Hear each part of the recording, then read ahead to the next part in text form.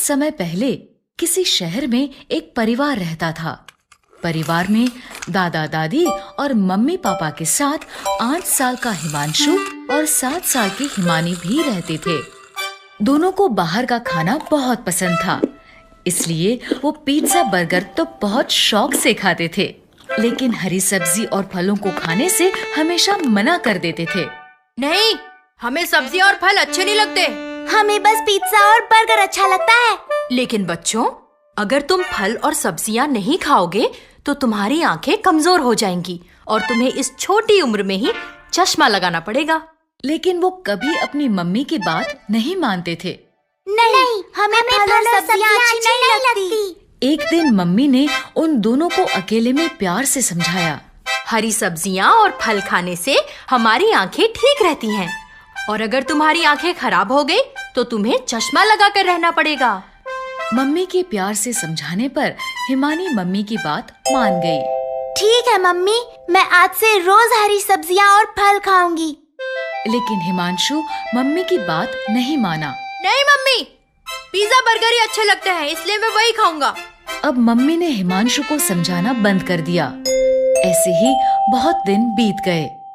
हिमानी रोज हरी सब्जियां और फल खाने लगी और हिमांशु पहले की तरह पिज्जा बर्गर ही खाता रहा। एक दिन स्कूल में हिमांशु की टीचर ने उससे कहा, हिमांशु, ब्लैक बोर्ड पर लिखे सवाल का जवाब दो। लेकिन जब हिमांशु ने बोर्ड पर देखा तो उसे सब कुछ धुंधला धुंधला दिखाई दिया। उसने आंखें मसलकर फिर से देखा, लेकिन फिर भी सब कुछ धुंधला ही था। हिमांशु के जवाब ना देने पर टीचर ने उससे गुस्से से कहा, हिमांशु, क्या तुम्हें इतने आसान से सवाल का जवाब भी नहीं पता? रुको, मैं अभी तुम्हारे मम्मी पापा को स्कूल बुलाती हूँ। ये कहकर टीचर क्लासरूम से चली गईं। कुछ देर बाद टीचर के फोन करने पर हिमांशु के मम्मी पापा स्कूल आए। मैंने हिमांशु से मैथ का इतना आसान सवाल पूछा था, लेकिन हिमांशु को ये भी नहीं पता कि 2+2 कितने होते हैं। क्या हिमांशु, तुम्हें इतने आसान सवाल का जवाब भी नहीं पता? लगता है तुम आजकल ठीक से पढ़ाई नहीं कर रहे हो। नहीं मम्मी, मुझे पता है 2+2 4 होते हैं। तो तुमने टीचर को आंसर क्यों नहीं बताया? वो इसलिए कि मुझे बोर्ड पर लिखा सवाल दिखाई नहीं दिया। मैंने तुम्हें कहा था ना, हरी सब्जियां और फल खाया करो। देखो, अब तुम्हारी आंखें खराब हो गई। अगर हिमानी की तरह तुम भी मेरी बात मानते तो तुम्हारी आंखें भी ठीक रहती। सॉरी मम्मी, आज से मैं रोज हरी सब्जियां और फल खाऊंगा। हिमांशु को ऐसे रोता देख मम्मी समझ गई कि हिमांशु को अपनी गलती का एहसास हो गया है। उसने हिमांशु को चुप कराते हुए कहा, ठीक है हिमांशु, जो हो गया वो हो गया। लेकिन अब अगर तुम रोज हरी सब्जियां और फल खाओगे तो हो सकता है तुम्हारी आंखें फिर से ठीक हो जाएं। तब तक के लिए चलो मैं तुम्हें चश्मा लगवा देता हूँ। मम्मी पापा के ऐसा कहने पर हिमांशु ने रोना बंद कर दिया और पापा ने हिमांशु का नजर का चश्मा बनवा दिया। इस तरह हरी सब्जियां और फल खाने के कारण हिमानी की आंखें ठीक रहीं और हरी सब्जियां ना खाने के कारण हिमांशु को चश्मा लगाना पड़ा। गलती से गलती।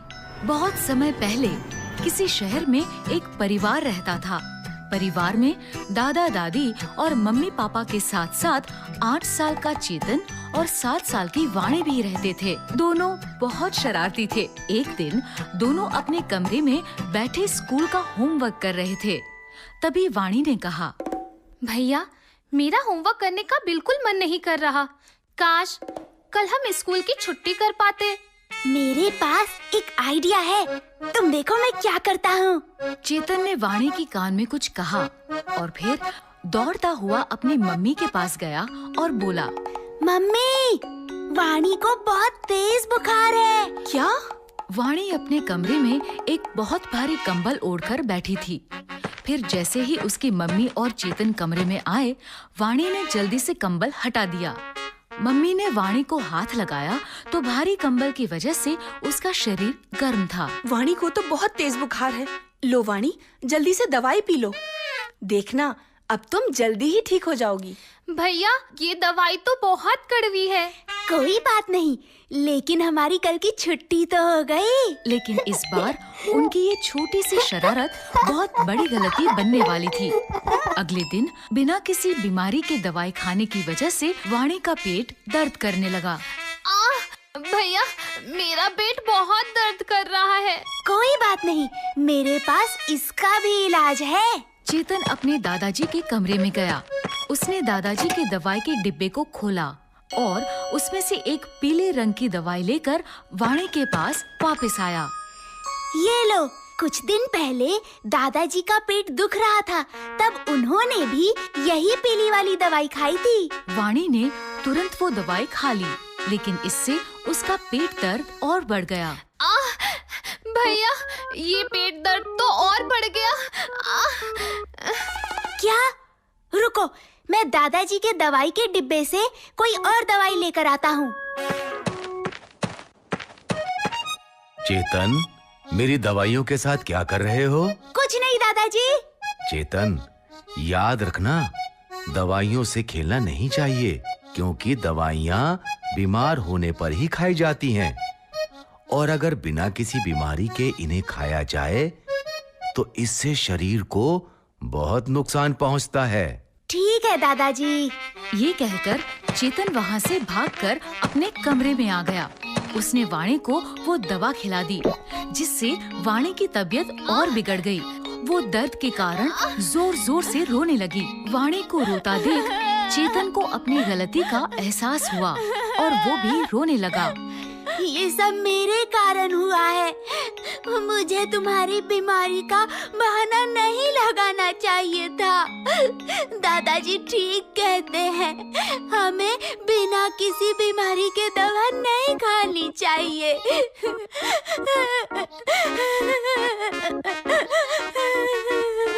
तभी दोनों बच्चों की रोने की आवाज सुनकर दादाजी उनके कमरे में आए। क्या हुआ बच्चों? तुम दोनों ऐसे रो क्यों रहे हो? चेतन ने रोते रोते उन्हें सारी बात बताई। सारी बात जानकर दादाजी ने उन्हें समझाते हुए कहा, बच्चों, गलतियां गलती से ही होती हैं, लेकिन अगर हम उस गलती को बड़ों से छिपाते हैं तो वो गलती गुनाह बन जाती है। इसलिए कुछ भी गलत होने पर हमें इसके बारे में सबसे पहले घर के बड़ों को बताना चाहिए, ताकि वो समय रहते उस गलती को ठीक कर सकें।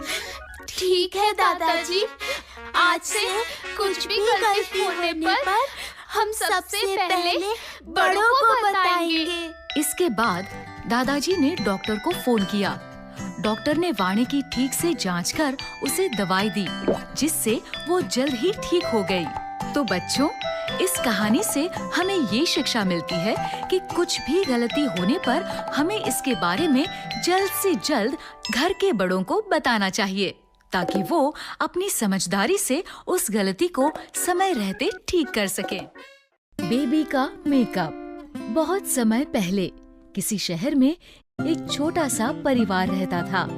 परिवार में बेबी नाम की 7 साल की बच्ची अपने मम्मी पापा के साथ रहती थी। बेबी की मम्मी बहुत सुंदर थी और वो बहुत अच्छा मेकअप भी करती थी। बेबी को अपनी मम्मी का मेकअप बहुत अच्छा लगता था। मम्मी को देखकर वो हमेशा सोचती थी कि मैं भी ऐसे मेकअप में कितनी अच्छी लगूंगी। एक बार उसने अपनी मम्मी से कहा, मम्मी, मैं भी आपकी तरह मेकअप करना चाहती हूँ। इस पर मम्मी गुस्सा हो गई और डांटते हुए बोली, बेबी, मेकअप बड़ों की चीज है, इसीलिए तुम मेकअप को कभी भी हाथ नहीं लगाओगी। मम्मी के ऐसा डांटने पर बेबी मान गई, लेकिन उसका ध्यान हमेशा मेकअप पर ही रहता था। एक दिन स्कूल में क्लास टीचर ने भी सभी बच्चों से कहा, कल स्कूल में पेरेंट्स टीचर मीटिंग है, इसलिए सभी बच्चे अपने पेरेंट्स को स्कूल लेकर आएंगे। कल मैं आपके पेरेंट्स को आपकी पढ़ाई की रिपोर्ट दूंगी। ये सुनकर बेबी बहुत खुश हुई। कल मैं अपनी मम्मी के साथ स्कूल आऊंगी। वो खुशी खुशी घर पहुंची और उसने टीचर की बात मम्मी को बताई। मम्मी, टीचर ने कहा है कल स्कूल में पेरेंट्स और टीचर की मीटिंग है, इसलिए आपको कल मेरे साथ स्कूल चलना होगा, वहाँ टीचर आपको मेरी पढ़ाई की रिपोर्ट्स देंगी। ठीक है बेबी, कल मैं तुम्हारे साथ स्कूल जरूर चलूंगी। उम्मीद है टीचर तुम्हारी कोई शिकायत नहीं करेंगी। नहीं मम्मी, टीचर आपसे कोई शिकायत नहीं करेंगी। अगले दिन बेबी सुबह जागकर जल्दी से तैयार होकर मम्मी के कमरे में गई। मम्मी, आप तैयार हो गए? हाँ हाँ, बस मैं अभी तैयार हो रही हूँ। ये कहकर मम्मी ड्रेसिंग टेबल पर बैठकर मेकअप करने लगी और हमेशा की तरह बेबी खुशी से मम्मी को मेकअप करते देखने लगी। मेकअप पूरा हो जाने पर मम्मी ने अपना हैंडबैग उठाया और वो दोनों स्कूल के लिए चल दिए। स्कूल पहुंचकर जैसे ही मम्मी और बेबी कुछ कदम स्कूल के अंदर गए, सभी बच्चे बेबी की मम्मी को टीचर समझकर गुड मॉर्निंग कहने लगे।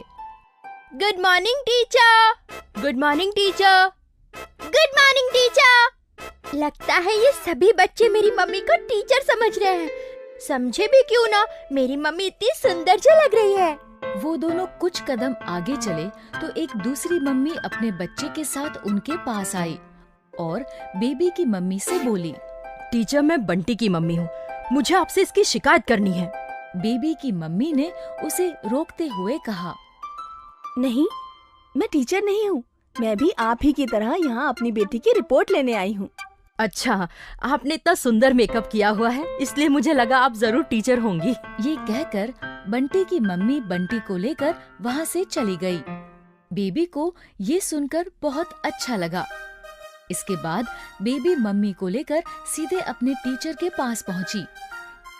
टीचर को भी मम्मी का मेकअप बहुत अच्छा लगा। वो भी उनके मेकअप की बात करने लगी। बेबी की मम्मी, आप तो इस मेकअप में बहुत अच्छी लग रही हो। Thank you. और बेबी की रिपोर्ट्स की बात करना भूल गई। तभी बेबी ने उन्हें याद दिलाया, टीचर, आप मम्मी को मेरी रिपोर्ट्स देना तो भूल ही गए। हाँ, याद आया। आइए, मैं आपको बेबी की पढ़ाई की रिपोर्ट देती हूँ। इसके बाद टीचर ने मम्मी को बेबी की रिपोर्ट दी और वो दोनों घर आ गए। स्कूल में अपनी मम्मी के मेकअप की इतनी तारीफ सुनने और देखने के बाद बेबी से रहा नहीं गया। अब मुझे कुछ भी करके मम्मी की तरह मेकअप करना ही करना है। ये कहकर बेबी सोचने लगी। तभी उसे एक आइडिया आया। आइडिया, मैं मम्मी से छिपकर मेकअप करूंगी और फिर मम्मी को अपना मेकअप वाला चेहरा दिखाकर सरप्राइज दूंगी। ये सोचकर वो जल्दी से अपने कमरे से बाहर आई।